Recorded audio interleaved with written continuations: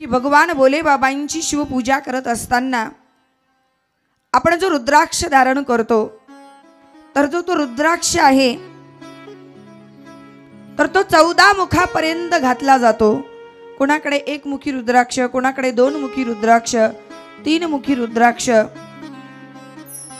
तर मी काल जाता जाता सांगितलं होतं की 14 मुखापर्यंत रुद्राक्ष असतो। शक्यतो आपल्या घरी तर पंचमुखीच असतो, क्वचित कोणाकडे तरी 1 मुखी 2 मुखी रुद्राक्ष असतो। तर शिव महापुराणाने सांगितलं की ज्याला ज्या मुखी रुद्राक्ष धारण करायचा आहे, मग कोणाला 1 मुखी रुद्राक्ष धारण करायचा असेल तर त्याने तो मंत्र म्हणायचा। म्हणून मला आपल्याच गावात कोणीतरी विचारलं की मग किती मुखी रुद्राक्ष घालायचा, कोणता मंत्र म्हणायचा। म्हटलं मग आज कथेतच सांगून देऊ, म्हणजे सगळ्यांनाच त्याचा काय होईल, लाभ होईल। तर 1 मुखी रुद्राक्ष धारण करायचा असेल तर श्री शिव महापुराण सांगतं की रुद्राक्ष हातामध्ये घ्यायचा, भगवान भोले बाबांना प्रणाम करायचा आणि ओम ह्रीम नमः, ओम ह्रीम नमः या मंत्राचा जप करायचा आणि 1 मुखी रुद्राक्ष काय करायचा, धारण करायचा। कोणाला जर 2 मुखी रुद्राक्ष धारण करायचा असेल तरी त्याने ओम नमः, ओम नमः हा मंत्र म्हणायचा, गळ्यामध्ये रुद्राक्ष धारण करायचा। कोणाला 3 मुखी रुद्राक्ष धारण करायचा असेल तर त्याने ओम क्लीम नमः, ओम क्लीम नमः हा मंत्र म्हणायचा, 3 मुखी रुद्राक्ष परिधान करायचा। कोणाला जर 4 मुखी रुद्राक्ष परिधान करायचा असेल तर त्याने ओम ह्रीम नमः या मंत्राचा उच्चार करायचा। ज्याला 5 मुखी रुद्राक्ष धारण करायचा त्याने ओम ह्रीम हुम नमः, राहील लक्षात, ओम ह्रीम हुम नमः या मंत्राचा जप करायचा। पंचमुखी रुद्राक्ष धारण करायचा। ज्याला 6 मुखी रुद्राक्ष धारण करायचा आहे त्याने ओम हुम नमः, ओम हुम नमः हा मंत्र म्हणायचा आणि 6 मुखी रुद्राक्ष गळ्यामध्ये धारण करायचा। ज्याला 7 मुखी रुद्राक्ष धारण करायचा त्याने ओम हुम नमः हा मंत्र म्हणायचा। ज्याला 8 मुखी रुद्राक्ष धारण करायचा त्याने ओम ह्रीम हुम नमः हा मंत्र म्हणायचा। ज्याला 9 मुखी रुद्राक्ष धारण करायचा त्याने ओम ह्रीम नमः या मंत्राचा उच्चार करायचा। ज्याला 10 मुखी रुद्राक्ष धारण करायचा त्याने ओम ह्रीम हुम नमः हा मंत्र उच्चारायचा। ज्याला 11 मुखी रुद्राक्ष धारण करायचा त्याने ओम क्रम क्षौम रौम नमः काय मंत्र जप करायचा, ओम क्रौम क्षौम रौम नमः हा मंत्र जप करायचा आणि 11 मुखी रुद्राक्ष धारण करायचा। ज्याला 12 मुखी रुद्राक्ष धारण करायचा त्याने ओम ह्रीम नमः हा मंत्र म्हणायचा आणि ज्याला 14 मुखी रुद्राक्ष धारण करायचा त्याने पहिलाच मंत्र आहे जो ओम नमः, ओम नमः त्याने हा मंत्र उच्चार करायचा आणि 14 मुखी रुद्राक्ष काय करायचा, धारण करायचा। म्हणून वेगवेगळ्या रुद्राक्षाचे वेगवेगळे फलश्रुती सांगितलेली आहे की कोणता रुद्राक्ष धारण केल्याने कुठल्या फळाची प्राप्ती होते।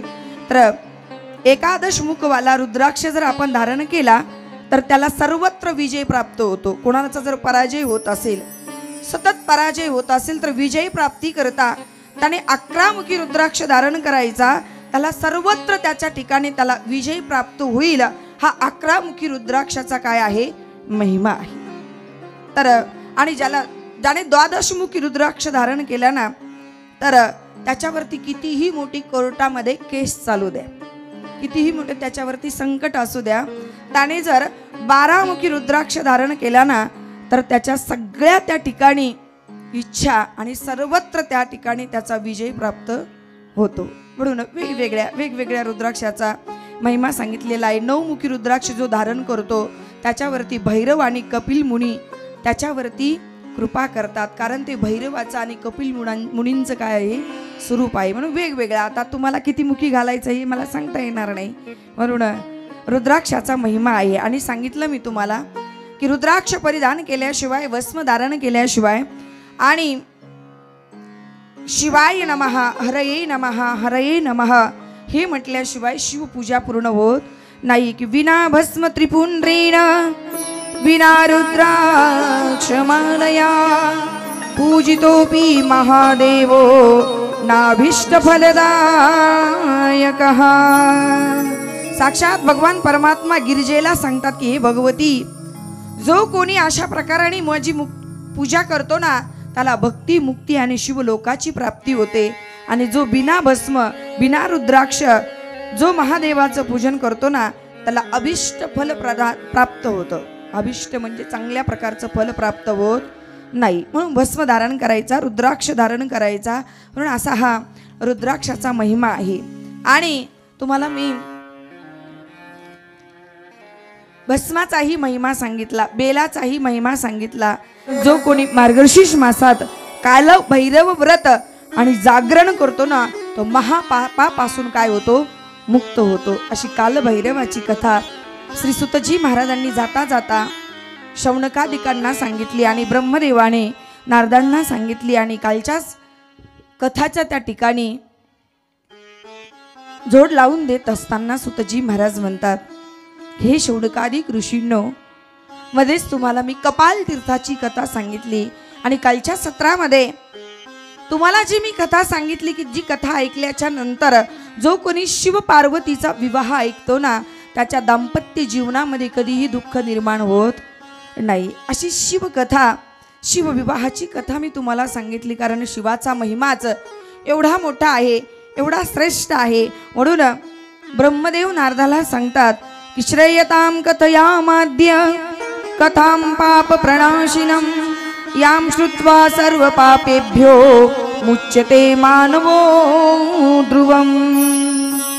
आनंदकंद परमात्म्याच्या दिव्य कथेमध्ये तल्लीन नारदजी आणि शौनकादिक कशा कशा प्रकारे हिमालयाने आणि मैना राणीने भोले बाबांचा आणि मा पार्वतीचा विवाह लावून दिला, हे कशा प्रकारे सुंदर कथा ऐकत होते। आणि आज सुतजी महाराज शौनकादिकांना सांगतात की हिमालयाने, कारण हिमालयाची एकुलती एक कन्या कोण होती, पार्वती होती।